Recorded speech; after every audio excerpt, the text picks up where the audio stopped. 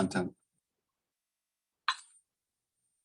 Awesome, guys. Welcome to How to Sign More Listings in 2021 and Beyond, presented by Leverage by Design. So got some really cool content for you guys today because we're in a really unique market, as you guys know, really great sellers market. So right now, would you guys agree that if you signed a new listing, great new listing at a good price, that within the next week, you guys could have it sold?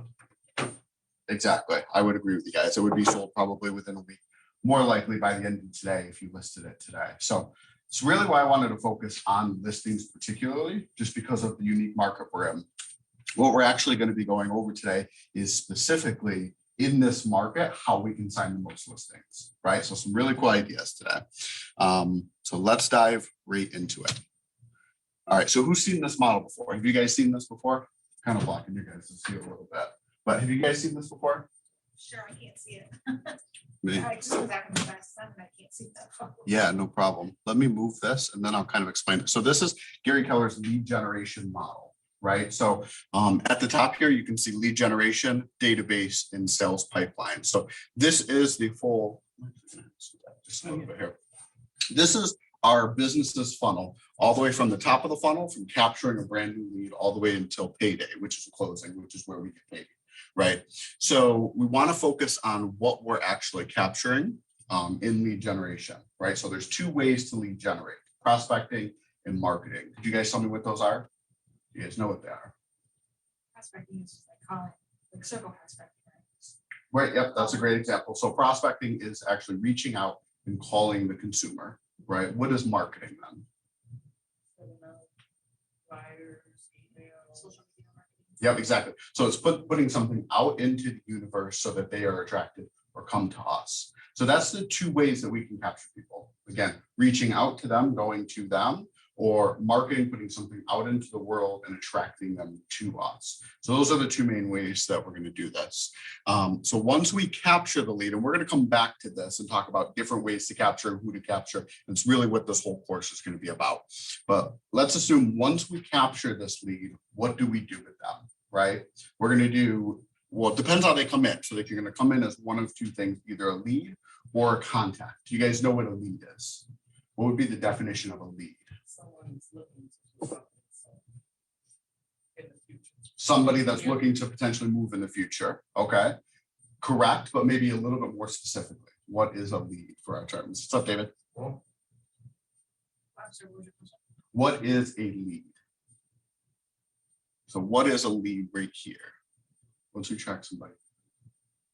So a lead is somebody we've never talked to. Right? They live out in the universe. They don't know who we are, and we really don't know who they are. Right? Now, what is a contact? Exactly. Somebody, we know their name, we know a little bit about them, but they don't know, and vice versa. Right? They know we're in real estate. They know that we could help them. Right? So depending on what prospecting and marketing tools you guys decide on will be depending on whether you get leads or contacts. Does that make sense? So let's move on real quick, and then we're going to jump back to this as we go through. So the first step in generating more leads is to decide who we're going to target, right? So let's go through a kind of a fake scenario here, right? Let's say that we have a list of 500 18-year-olds, right? They just turned 18 last month, let's say. And let's say we prospect them, we put them into our funnel, and we begin to cultivate on them. We begin to contact them, prospect them, and market them. What do you think is the likelihood that we list a bunch of properties? Probably really low, right? Why? Because 18-year-olds typically don't own houses. You have to be 18 to buy your first house. So typically they don't have them. Now that's kind of an extreme example, right? Now that really gets to the point of targeting who we want, because they hypothetically could buy a house and sell a house, and nothing against 18-year-olds, but they're typically probably not our best target for listings. Would you guys agree? Cool. So here are some other targets that we can choose. Move this so you guys can see. The first one is investors looking to liquidate their portfolio. Second one is probate sellers. Third one is absentee sellers. And the fourth one is divorce sellers. So these are three really, hey, how are you? So 3 really big options that you guys have for generating new contacts into your database, right? Now, what do all 3 of these have in common? And this is going to take us to our next step, which is really what this whole class is about on the next slide here. Think about this. What do all these people have in common? Investors, in particular, the first 3, investors who own maybe a rental property or a property that they flipped, probate sellers or absentee sellers. What do they all have in common? Potentially very motivated. Great point. They're potentially all very motivated. They're kind of in some kind of, life situation, particularly, these bottom 3. They're going through a milestone event. That's not it. What do these 3 people have in common, or these 4, I should say, is they don't live in the house, right? And so that's really a pro tip for this market, is to find sellers who don't have to buy another house, right? If you take anything away from this class, this would be it, is target sellers who don't have to buy.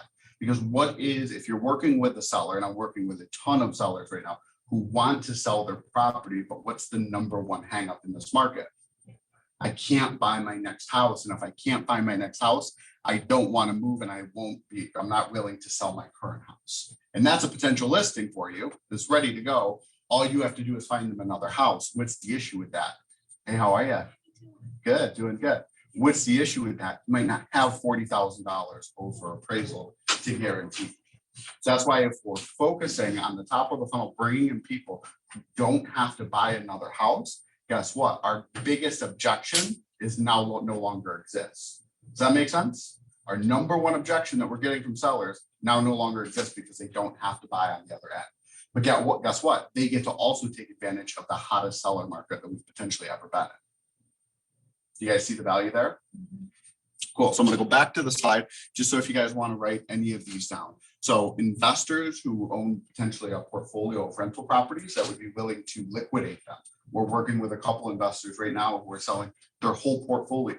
What's really cool about this is you could end up working with 1 seller or 1 client that lists 5, 10, 20, 30 properties with you, where you're working with 1 client versus going out and finding 30 clients to sell 30 individual homes. You could work with 1 client that potentially sells 30 listings with you.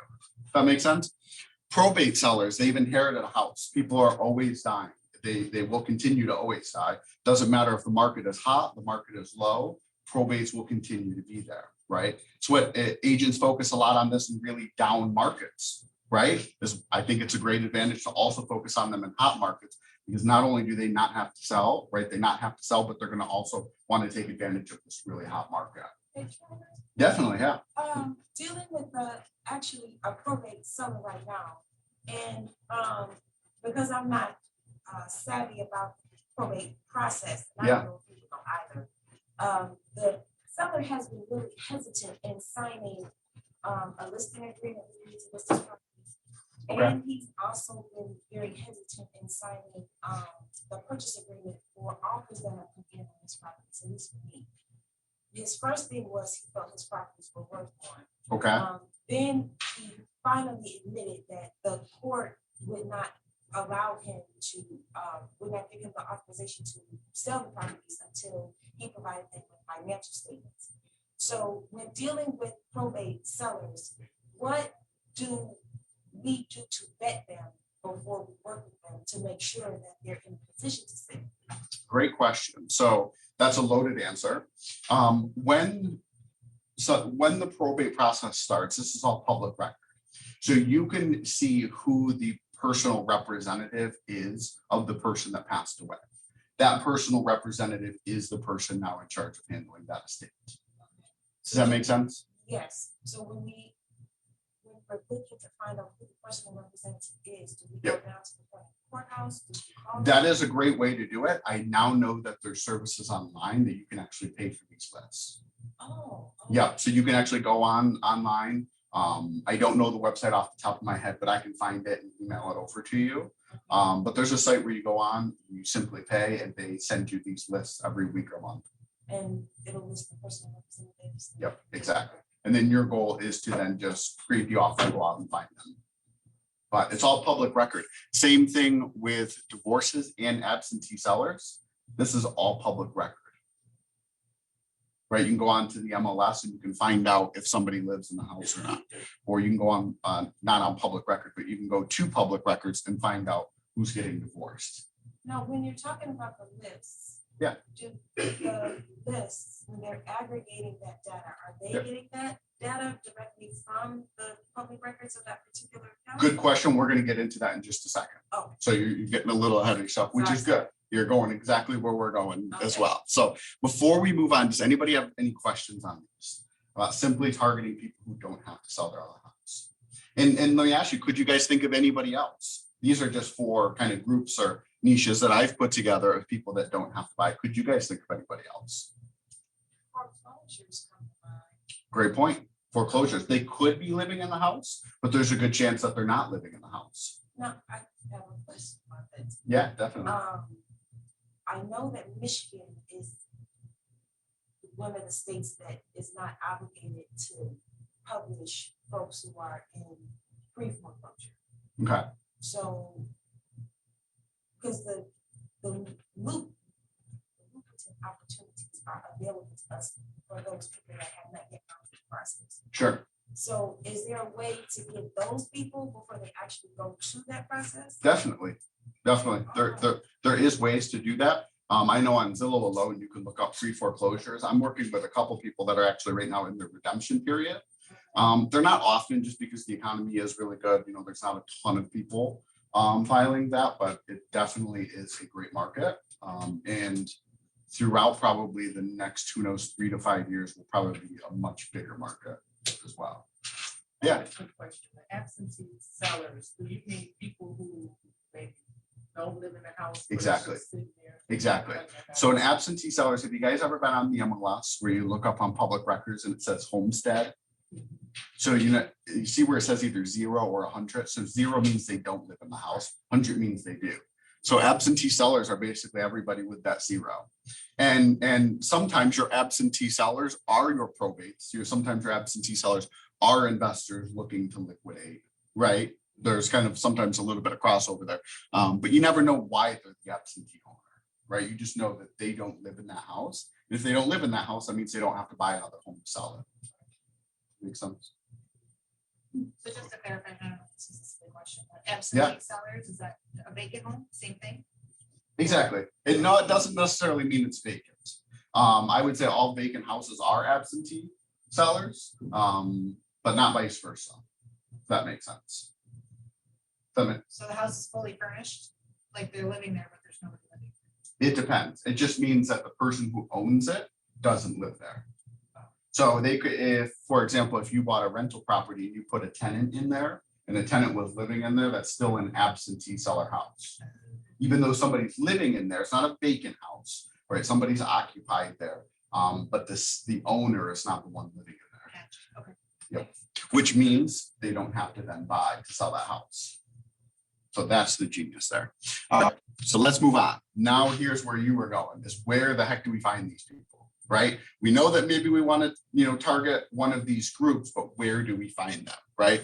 The first option could be for sale by owners, right? Sometimes for sale by owners are living in that house, right? But sometimes a lot of probates or absentee sellers end up listing for sale by owner. You can also find these in expireds. You can simply buy absentee seller lists.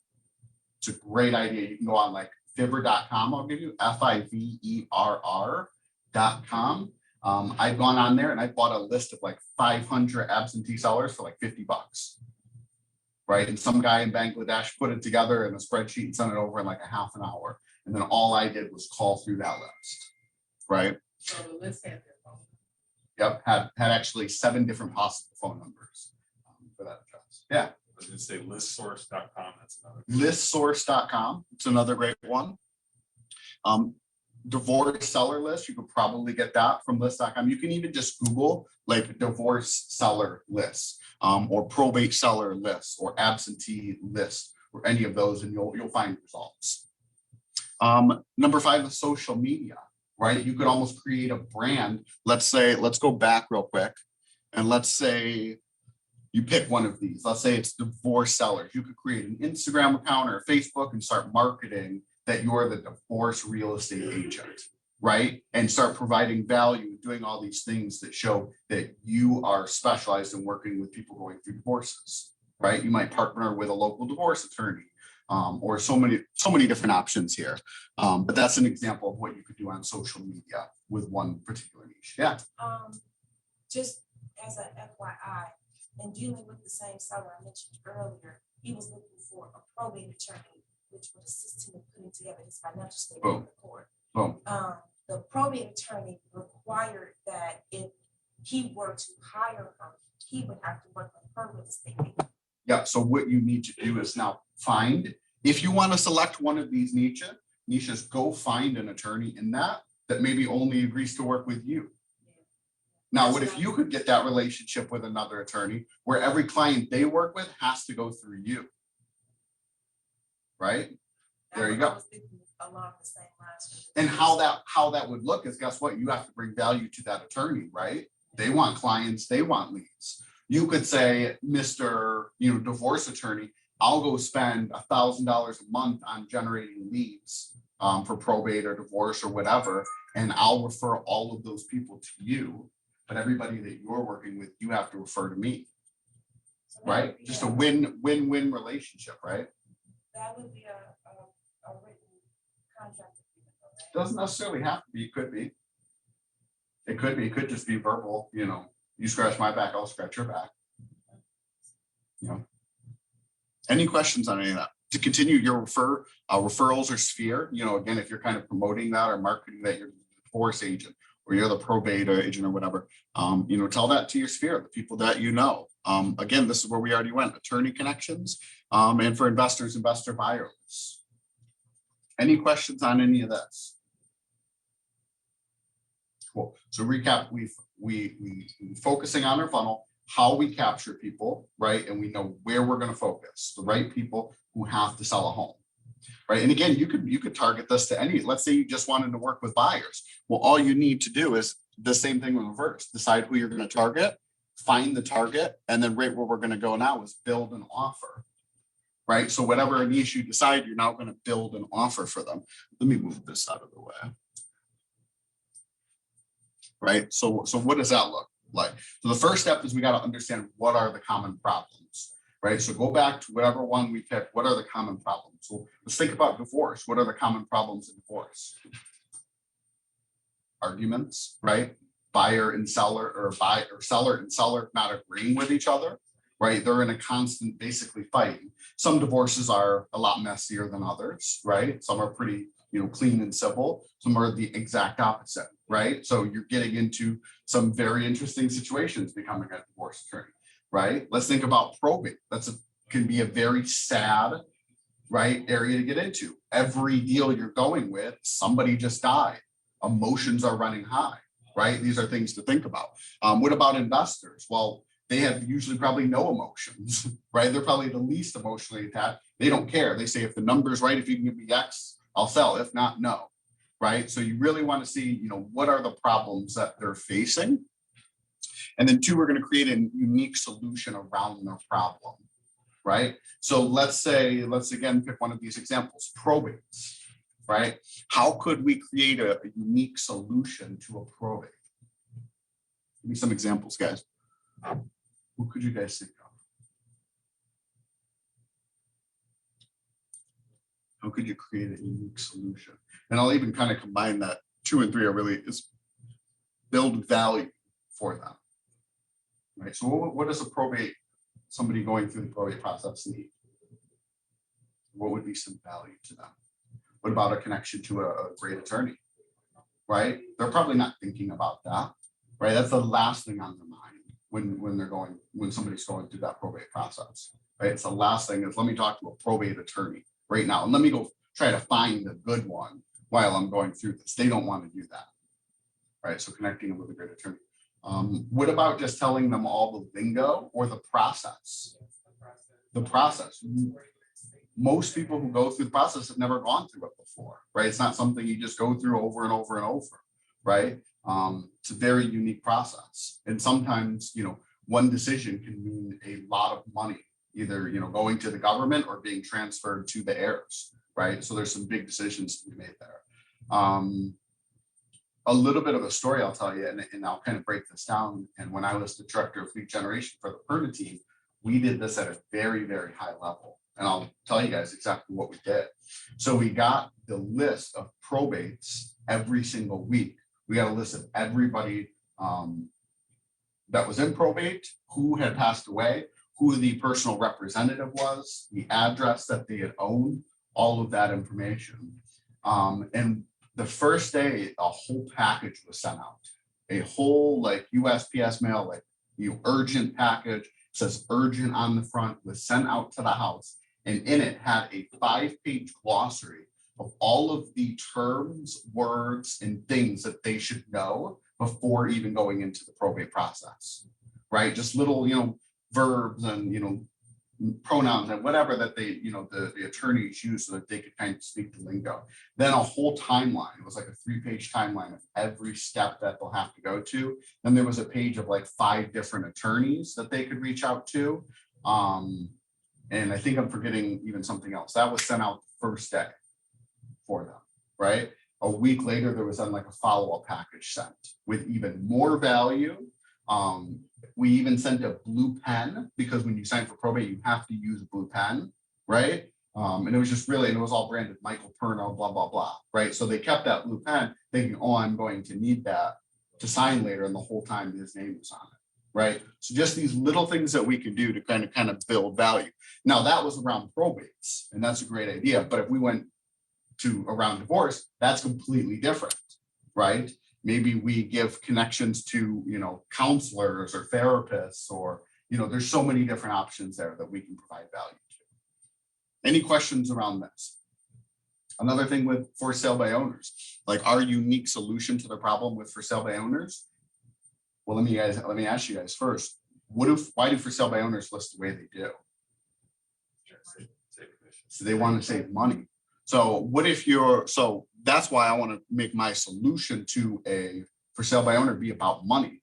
It'd be completely opposite of a probate or, divorce. It's just simply about the money. Can you net them more money? So the solution we always had to our for sale by owners were, if we could net you more money at the end of when you close, if we can net you more money by the time that you close, would you agree to list with us? Or in fact, on the phone, we would just say, would you agree to meet with me for 5 minutes? Right. So that was like kind of the unique statement. So that takes us to the next one, which is now communicate that offer. Right. So whatever value we bring to them, we now have to communicate it to them. Right. So again, this goes back to marketing versus prospecting. So let me ask you guys, what does prospecting require more of? Going out, being face to face. Definitely. That's all. What does that require? Time. To prospect, you need time. What does it require to market? Money. Exactly. So depending on where you are financially in your business journey, you have to decide this niche that you're now going to target. Are you going to be prospecting or are you going to be marketing? If you're a newer agent, you say I have all the time in the world, but I'm broke. Boom, prospecting is your answer. You can get on the phone for free or for a very low price with just buying a list or something like that and get it right on the phone. That's going to be your most cost-effective way to get simply right on the phone, call them, text them, email them, and explain that offer that you have to them. Now, let's say maybe you're more advanced or you come into this industry with more money, but maybe a little bit less time. You're going to want to focus more on marketing. This would be more sending direct mail to their house or more marketing on social media or these other channels that don't require your time or that you could pay somebody else to do. That make sense? Cool. So now if you decide whether you're going to go prospecting or marketing, you got to decide what we talked about. What is your wow statement? So again, for sale by owners, our wow statement is if we can net you more money at the closing of your home, would you agree to give me 10 minutes? Would you agree to meet with me for 10 minutes? Right? Now, what could be an ask on, let's say, a probate? or a divorce or an investor. Let's say for an investor, if I could show you how selling now versus continuing to rent for another 2 years would make you more money, would you agree to give me 10 minutes of your time?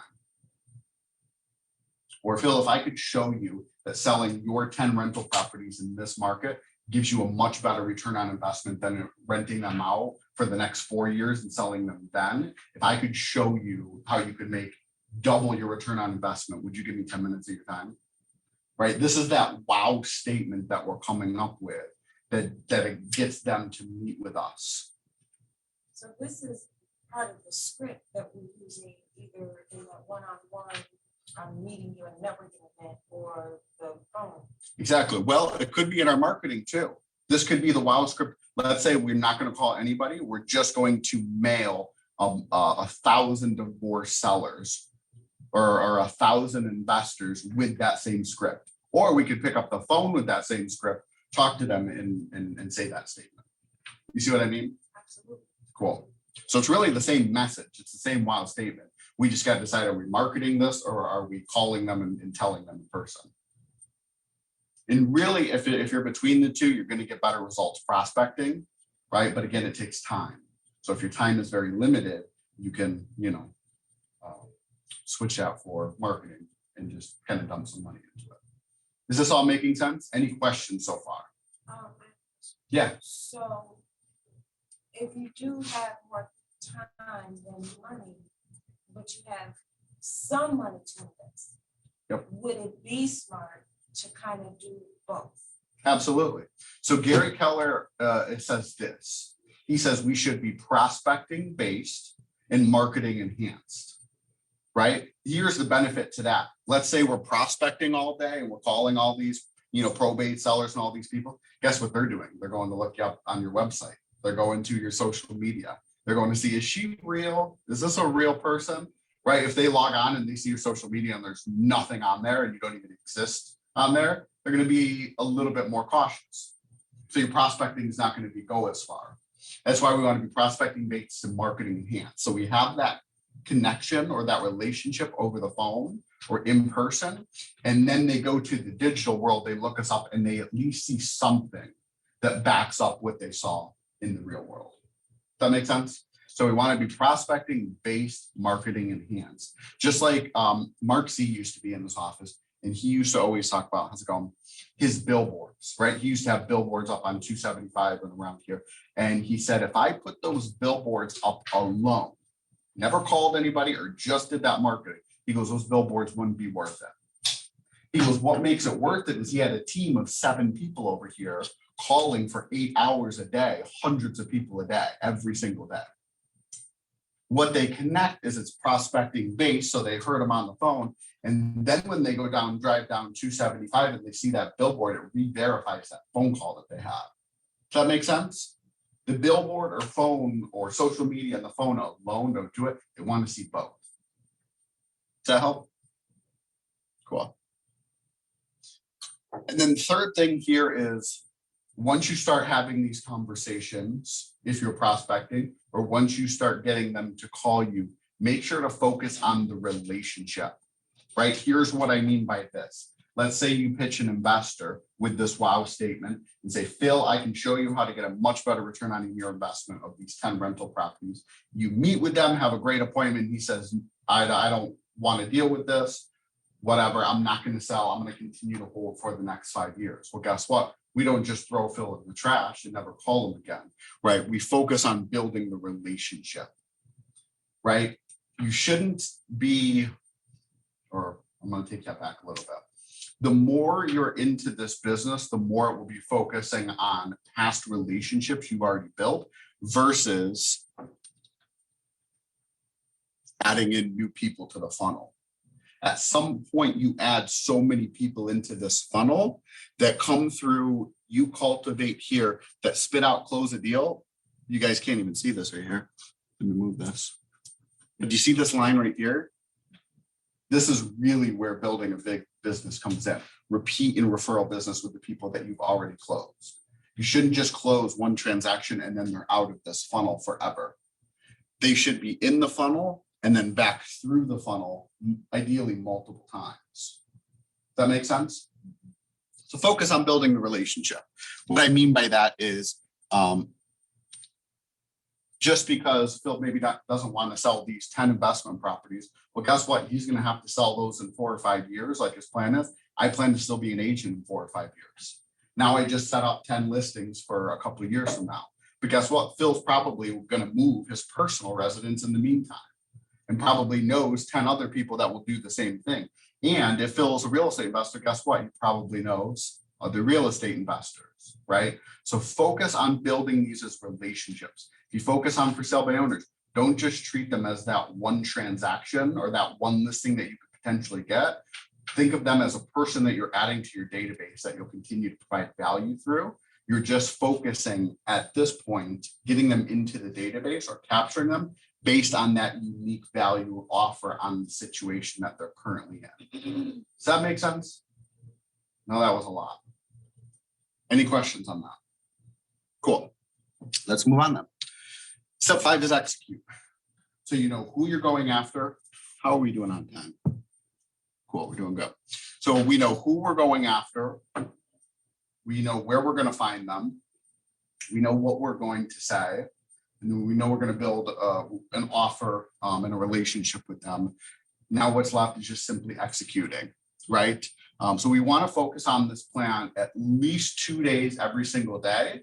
And this, again, depends on you where you are in your business journey. If you're just starting off, this probably looks more like 3, 4, or 5 hours a day. If you've been doing this for several years and you already have a system and things built in and a brand, this will be more like maybe 2 or 3 hours a day, right? But this will always be a focus. Step 2 is you want to connect what you are doing to your big why. Do any of you have kids? Any kids? 3 or 4 have kids. So most likely I found when people have kids, their big why is their kids, right? If not, it could be traveling. It still could be your family. It still could be maybe your business or anything. Find out what is your big why.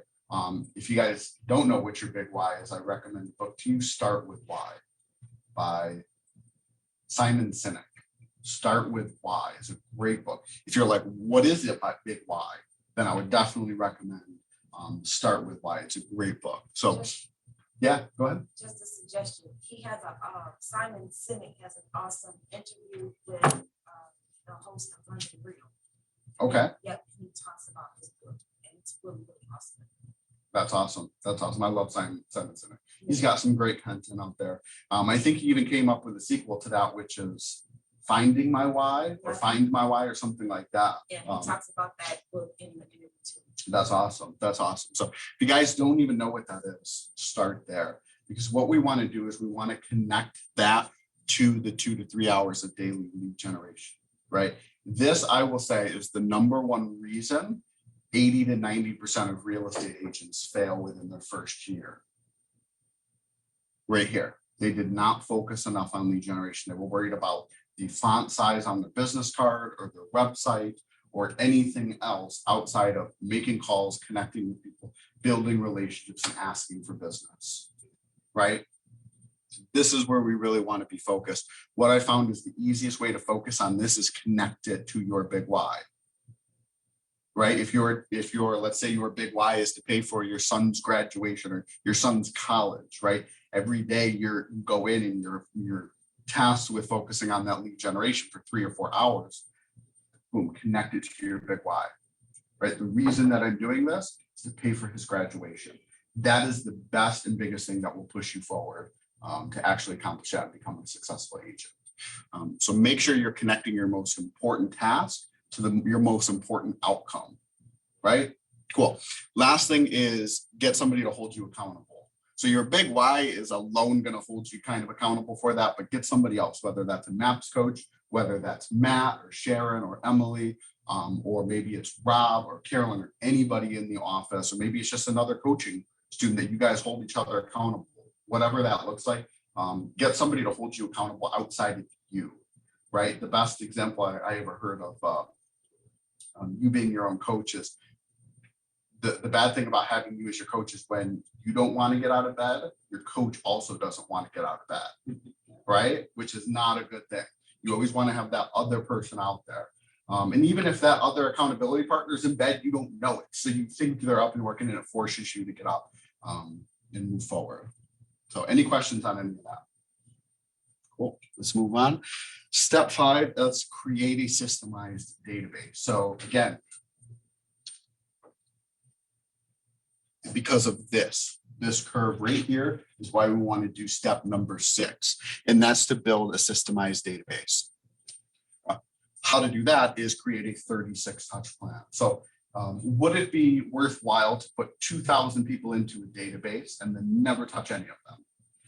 Right, wouldn't be worth it. So as you're putting all these people into this database, right, you're building this funnel.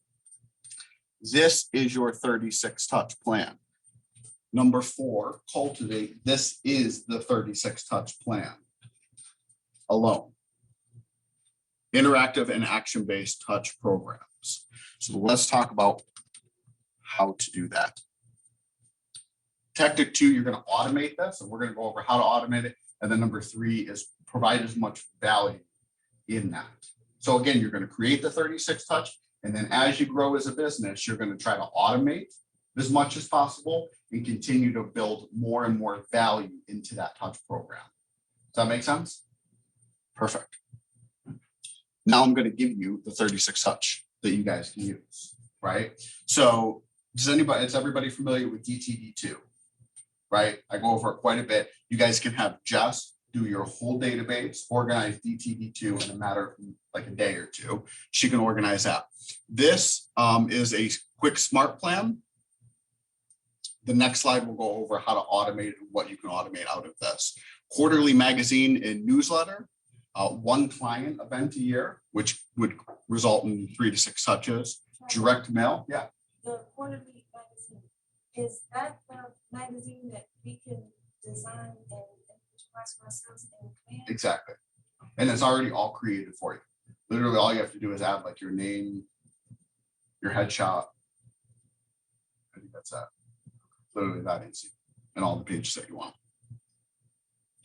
Next one is direct mail. That could be 1 to 4 touches a year. Social media content, 1 to 12 touches a year. And then Popeyes, a random acts of kindness. Now, what's really cool about this is this next slide. So this is what you must do in red. It's 2 things. Now you can design this anyway. You could actually take out Popeyes and just maybe add in more direct mail content, which is a little bit more automated. You guys can design this however you want, as long as you're coming up with 36 touches for your database, right? So red is what you must do. These are your phone calls, the 4 phone calls a year, right? You can do this. I have a database of over 1,200 people. I can manage them all in 1 day a week, just simply Wednesdays. So what I do is in DTD2, all I do is focus on 2 letters, right? So for example, this week is actually B&E. So this past Wednesday, all I did in command is I pulled up every B&E, there was like 50 some of them, and I called through every person that was on the B&E. I do that every Wednesday. I know that throughout the course of a quarter, I talk to every person at least once, or at least call them once and leave a voicemail. Right. So now I know I talk to my whole database, call them 4 times a year, which is the only thing that I can't completely automate. Right. Your smart plan and magazine, once you create them, they're done forever. You don't have to redo them. They're done. Command does them for you. Right. White is what you could automate. Right. You could hire an assistant that could plan your client events for you. You could do them yourself. You could do your direct mailings. You could also hire Jess or somebody to do them for you. You could manage your own social media account. You could also hire it out to a company to do. So really, you could get a full 36 touchdown and automate the whole process by just simply making 4 phone calls a year to everybody in your database. And that could be done in 1 day a week. You guys see how easy that could be? Now, it's a lot of setup in the meantime. All right, it's a lot of work to get this set up and your quarterly magazine set up and somebody hired to do this or the process set up for you to do this. It's a lot of legwork in the beginning. Once you do that legwork, you've systemized your database forever, as long as you continue to make those phone calls. Question. Yeah, go for it. In the beginning, because I'm struggling trying to put this together. I did too, just so you know, it wasn't until my 4th year in real estate till I was like, I'm starting to get it. Just to give you a little bit of Well, that does make me feel better. good. Another reason I'm struggling is not only because it's overwhelming, also because I really want to figure out the most efficient way to do it and implement it. Because for me, I don't have 4 years. Definitely. So your opinion on, and I don't know if this is taking us out of the text, out of the content of the class, Sure. but your feelings on hiring an intern or, you know, someone like a college student or something. That's Sure. gonna, like work for gas money Sure. to help kind of do some of this stuff. Definitely. It's completely up to you. There's no limits, you know, on what intern, you know, you could hire for it. I'm getting ready to hire somebody full-time, you know, for my team, to come on and help with all of this. But yeah, that's a great option, you know, kind of summer interns, you know, looking for some, you know, extra work. The downfall to that is you have to create, you know, train them and manage them on what to do.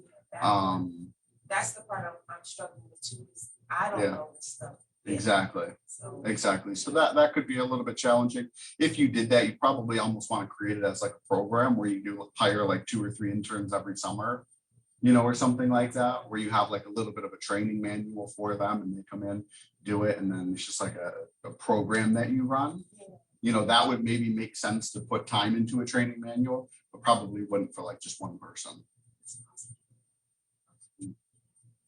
Cool. Any other questions on this? Or anything that we've gone over so far? What's the best way until that time, until such time I do get an intern? What's Sure. the best way that you advise? Virtual assistants. Virtual to do assistants. this? Yes. So yes, the biggest way, and this what we're going to get into right at the end there, is what you can leverage off of yourself, Yeah. right? And that's why we're presented, that's the name behind leverage by design, right? Is what you can leverage off you as the agent, right? So there's a lot of different tools that you can have. So where I would initially start is using the companies that you can use to leverage right around you.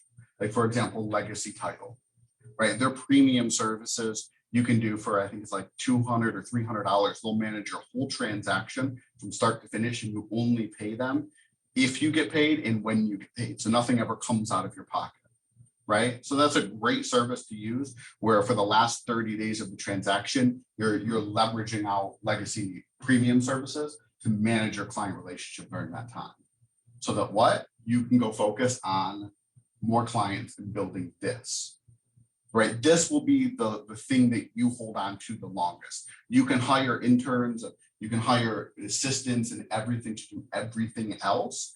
The one core piece that you should, until you hire a CEO for your business, always remain in is this: lead generating, getting leads, getting listings, and getting business. Everything else will fall into place if you have listings, right? If you have enough listings, you can go hire an admin. You can go do anything that you need because you have the income. So the transaction management, you have to outsource, at least outsource that. Definitely. And then I would also use leverage by design, right? Do professional photography services. They do MLS measurements, drone photography, lockbox placement, right? Anything that's saving you time, right? Outside of that, hire cyber backers is the companies that I'm going to give you. This was created by a KW Maps coach, and they have a whole team of Filipinos that live in the Philippines, and they are virtual assistants. So you could simply hire them. I think it's like $1,000 a month, right? Or $1,500 a month, a lot cheaper than hiring somebody, you know, full time, but yet not cheap, right? So the next step after that is, and they do everything you need, any of this work. They can run your social media, direct mails, client campaigns. They can manage all of this from the Philippines. Okay, so not having that level of room in the budget. Sure, capital, yep, I get it. So how do I'm starting from the bottom line here. Exactly. So where do I begin to begin setting this up for implementation for my business, so I can put someone or a system into. Good question. That's gonna be done through, thanks for coming. Command. You're gonna wanna set up all of this in Command, right? DTD2 is set up in Command. Command does this for me every month. I don't even think about it. This comes out in Command every quarter. Don't even think about it. I manage this 100% myself, right? So we like actually next Saturday, we're having a huge client barbecue with like 70 clients, right, coming. All done through Command. Direct mail is done through Command. We do all of our social media content and everything in Command, and then that's in person. So the reason I'm asking so many questions is because I need to strategize how to set all of this up in addition to all the other stuff I need to do. Definitely. So do I, these are all videos that I can watch and study and then, okay, I'm getting it now. Good, good. Yeah, let me know if you have any questions as we keep going. Okay. So any other questions, guys? Anything else? Yes. So you said that you reach out to your database with the DTD2 thing. Yep. If you have to leave up a voicemail, Yes. you count that as, because you can't count it as a conversation. I count it as a touch still. Okay. I do. So it doesn't have to be a two-way. They don't have to answer the Exactly. phone or, okay. Yep. As long as I'm either leaving a voicemail, if the voicemail full, I'll send them a quick text. Right. But, and I only do that because it's what I can manage, right? I can't go out and make sure that I actively have a two-way conversation with 1,000 people, every quarter. They know, and it's so funny because I have so many people. This latest listing I just picked up this past week was a guy where the command is literally says, so when I call somebody through command and they don't answer, I write NA, right? And then I call them and no answer. And so his command profile is literally NA. And it just goes down for like the past 2 years. I listed one of his properties in 2018. It didn't sell. The tenant didn't want to move. They wanted to release it. We took it off the market. He's never answered a call since 2018. Every quarter, I call him and leave a voicemail. Well, it just so happens last week, I went through his DTD2. I ended up calling him. He goes, Trevor, I've been getting all of your voicemails since late 2018. And he goes, just want you to know, you would be my realtor for life. And he goes, I'm just curious what we could get for that rental property. I called him and I was like, I think you can honestly get 240, maybe 245 when we previously listed at 200. And he goes, send me the listing paperwork. And we sign it. We do photos next Wednesday on it, and it goes on the market probably next Saturday or Sunday, depending on the tenant, right? So I've been calling for years with the same person. I thought it was a dead contact, but because of D2, he gets this every month. He sees probably our quarterly magazine. There's no way I can make sure that he sees it. More than likely, as long as he's getting the email and opening it, he's actually getting it. He's invited to all the client events. He does the touch, and I'm pretty sure he's on our social media, right? So he has all these touches, and even though we're not having the two-way relationship, he's getting that touch, and that's why we have a new listing coming. So with the conversation, with the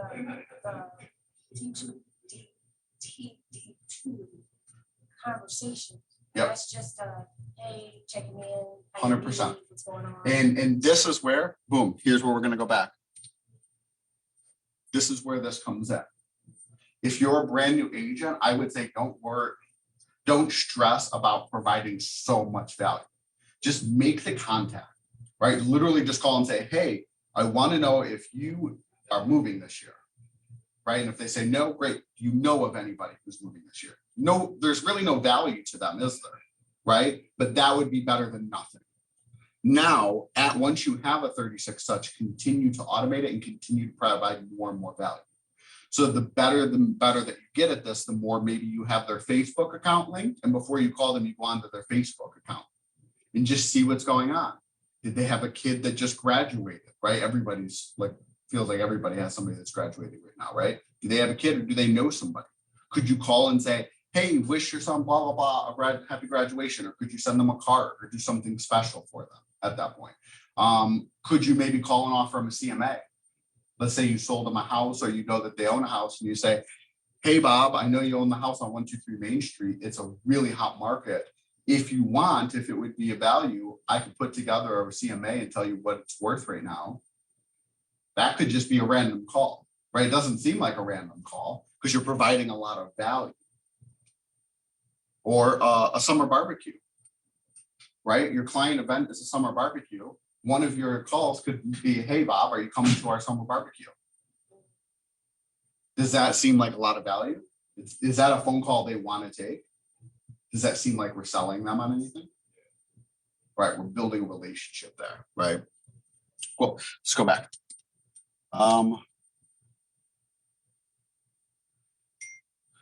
Cool, did that answer your question? I don't remember exactly what the question was. Yeah. Just want to get into it. Cool. Any other questions? So actually, to DTD, it's hard to say. DTD. It is. It is DTD. The people that don't answer or whatever, you leave a message, Yep. you just call them again in the next cycle. Exactly. It's not like you. 13 weeks later, we'll be calling them again. Yep, If you don't reach them, it's not like you're continuously. calling them. Exactly. exactly. And here's the thing, I'm an introvert. I don't like talking to people. So like as I'm calling, I'm like, don't answer, don't answer, don't answer. But I force myself to do it. I force myself to call everybody once, right? I'm making that touch. You don't have to love it. You don't have to be an extrovert, right? You just have to make that touch. So I pray for them not to answer the phone so I can leave a voicemail, you know, because I'm still getting a touch in and not having to have that conversation. But obviously, I do want them to answer the phone and sell a house with me, right? But you guys get where I'm going with that. Just make sure you're making those calls. Yeah. Just a quick comment. I Yeah. think like this gentleman that you're talking about, it's the touch, it's getting them to think. Exactly. So, I mean, the conversation would be much more meaningful and more effective, but just seeing the voicemail, I think that's enough to. trigger, Exactly. you know. Stay on top of mind. Right. Exactly. That's what it's all about, is staying top of mind. Any other questions or anything before we move on? Cool. Is there a certain script that you, that, because I mean, I have a lot of different scripts for every. For the scenario. DTD too? Yeah, So good question. So the first quarter of the year, January, February, March, our calls look like this. Hey, Phil, it's Trevor with Keller Williams. How you doing today? Good, how are you? Good, good. And I could bring up something personal if there is, like if I've seen anything on Facebook. If not, I go right into typically talking about the holidays. So did you have a great holiday with your family? Yeah, nice time. Good, good, good to hear that. And, you know, well, I would try to expand that a little bit. And so I know we're entering a new year here, Phil. I'm just curious if you've given any thought to maybe making a move this year. Not this year, maybe next year. Maybe next year. Okay, cool. So now stop. I know now when I go back in, I'm going to tag him as 2023 or 2022 pipeline. Right? Boom. I'm making a note that he's getting closer. Phil's getting closer. He's now in my pipeline for maybe a year or two out. Right? So, and I could expand on that. Oh, great. When you sell, where do you think you'd be going? Probably Florida. Oh, you guys are moving to Florida. Boom. Now I have more information. Now on the next call, guess what? I get to bring up. Hey, Phil, I'm curious. You getting closer to retiring and moving to Florida? It's a much better call than, hey, are you happening to move this year? Right? It's a much warmer connection. So let's say hypothetically you said no, right? Because that's best case scenario. We all know what to say when it goes right? But when they say no, what do you say? So say, no, I'm not moving this year. Great. Now, Phil, let me ask you, do you plan on maybe buying any rental properties or vacation homes in the next year or so? Actually, I'm thinking of real property. Perfect. So, and then I would get into that. I would probably send him the hold book, right? About how to hold rental properties. And I would have that conversation about what he's looking for there. Assuming he says no again, right? Let's go through that path. So last thing for you real quick, Phil, is let me ask you, do you know of anybody else, maybe a coworker, a friend, a family, or anybody that I can help throughout the year? Not offhand, but I'll do some checking. Great. I would really appreciate that. If there's anything I can do for you or anybody that you know, give me a call. Right. So we go through everything. Now that next phone call 13 weeks later can be a little bit funner. Hey, Phil, you any closer to making that move down to Florida? I know you mentioned it probably won't be till next year, but it's a really hot seller's market. And it might be a good chance for you to capitalize on the value of your home right now. Have you given any thought to moving maybe this year? That's what that next call can be, right? I already know about, the rental properties too, so I can bring that up, right? It's just finding these opportunities to talk about. So that's how you open the door, and then you can just continue from there. If it was always just a no, no, no, no, no, then the calls are just kind of basic until you kind of can pick up some more information. Does that make sense? Are you jotting down these notes? in the Every command? piece of, every Or, detail like- goes into command, Okay, now you're not doing it in a notebook, you're Nope. doing it, where do you put it? all in command. Like, is there specific, under their contact? is there Yep, specific There's a place where whole you put it? timeline. So I clicked new activity. I clicked that we had a phone call, and then I wrote, all right, all the details. Literally, I'm not even kidding, everything that they tell me. Like you don't, when you have 1,000 people in there, like I would think, when I got into the business, I thought, okay, yeah, I'm gonna remember that. So I'm gonna remember that he has rental properties, or I'm gonna remember this, remember that. When you start to get to hundreds of people or thousands of people, those minor details will just really kind of fade away pretty quick. So, cool. Any questions on this? Cool. Let's move in. Step number 7, we're getting ready to wrap this up here, guys. Step 7. Step number 7. Now, once you get these listings, we've done all this work. We sign a listing. Now, this listing more than likely holds another listing opportunity. What I found is almost every listing I get, there's another listing that comes up in that market within the next couple of weeks. So every listing you're around, make sure that you're either, like we talked about, depending on your business, either marketing that neighborhood through just listed or just sold postcards or flyers. Your for sale sign, of course, in the neighborhood, open house signs, any online marketing. And then if your business model supports prospecting, we're going to focus on door knocking and circle prospecting, that area. Any questions on any of that? JM and JS. Just listed and just sold, right? So announcing to the neighborhood that we just listed your neighbor's property. Right now, by the time you send out your just listed cards, you're already sending out your just sold cards. What I've been doing recently is just every time I sell a listing in a neighborhood, I send a letter to the whole neighborhood saying, hey, we sold your neighbor's house for way over asking and have 13 other buyers looking to buy your house. And then talks about how we can sell it potentially off market. So any questions on any of this? Can you back up for just 1 second? Definitely.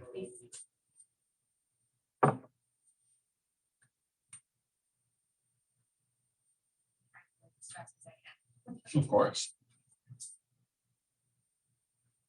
And then online, anybody online that has any quick questions before we wrap up today on anything that we went over?